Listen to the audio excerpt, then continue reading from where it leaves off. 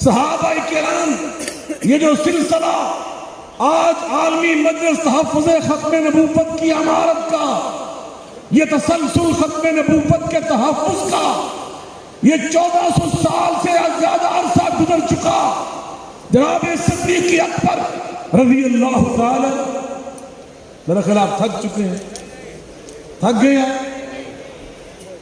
ختم کر دیں۔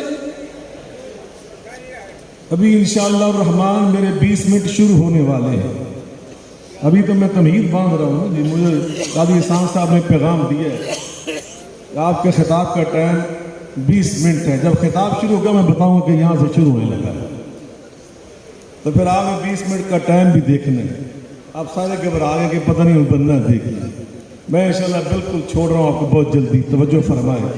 ہمت ہے سننے کی، دم خم ہے، جو فجر تک پورے جذبے کے ساتھ بیٹھ سکتا ہے ہاتھ کھڑا کرے، ماشاءاللہ، اللہ کچھ جزائے خیر عطا فرمائے۔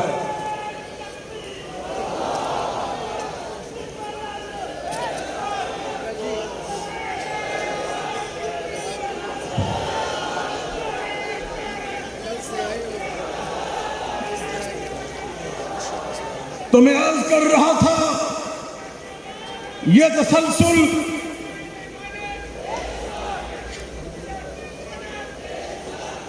یا سوار کے لند پائی لا تاکہ کوئی تیرا دل تو ٹھنڈا ہوئے پا دو چار بھی اور لانا،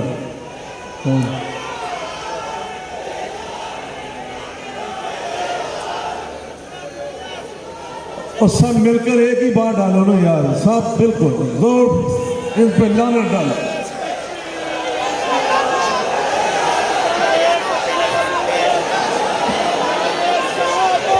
تاجدار ختم نبوت، تاجدار ختم نبوت، عالمی مستحفظ ختم نبوت، اتحاد علماء، اتحاد امت، توجہ فرمائیں۔ ماشاءاللہ، یہ تسلسل جناب سیدنا صدیق اکبر رضی اللہ تعالیٰ عنہ سے شروع ہوا، اور آج یہ امیر شریعت، اور پھر وہاں سے حضرت بناری، اور پھر خواجہ خان محمد صاحب، اور پھر حضرت شیخ الحدیث مولانا عبدالمجید صاحب لدھیانوی، پھر ڈاکٹر عبدالرزاق سکندر، اور آج ولی کامل مولانا علامہ ناصر الدین خاکوانی صاحب تک پہنچ چکا۔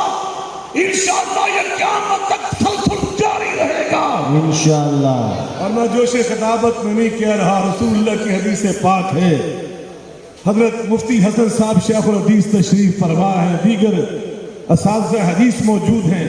لا تزال طائفۃ من امتی علی الحق لا یضرهم من خالفهم، یہ حق کی جماعت یہ قیامت تک قائم رہے گی، کوئی ان کا مخالف ان کی مخالفت کر کے کوئی نقصان نہیں کر سکے گا، ان سے ٹکرانے والے پاش پاش ہوتے رہے، اور انشاءاللہ قیامت تک پاش پاش ہوتے رہیں گے، لیکن یہ قلندروں کا اور مجاہدوں اور شہینوں کا کاروان چلتا رہا اور قیامت تک چلتا رہے گا۔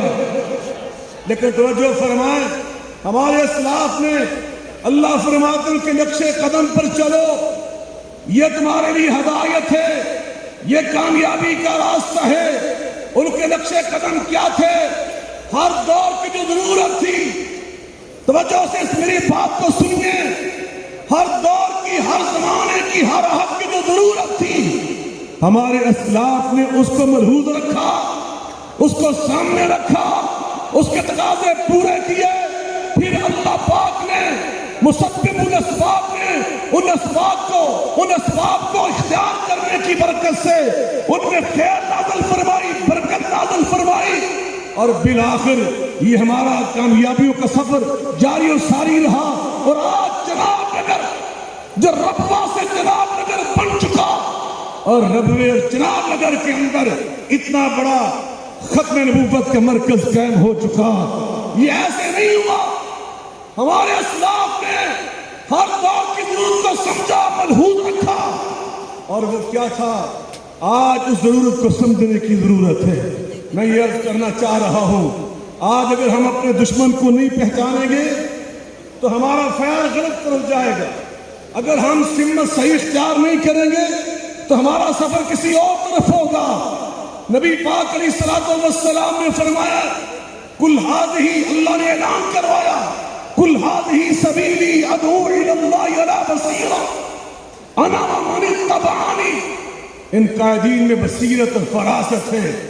آج جو حوالے دیے جا رہے تھے، میں چونکہ اسلامی نظریاتی کونسل میں اس وقت موجود ہوں، یہ عالمی مجلس تحفظ ختم نبوت کے سٹیج کی برکت، ولی کامل حضرت خواجہ خان محمد صاحب کی دعاؤں کی برکت، اللہ کی قسم نہ میں نے کسی سے کہا، نہ میں نے کسی سے مطالبہ کروایا، نہ میری کوئی اس طرح کی لابی تھی۔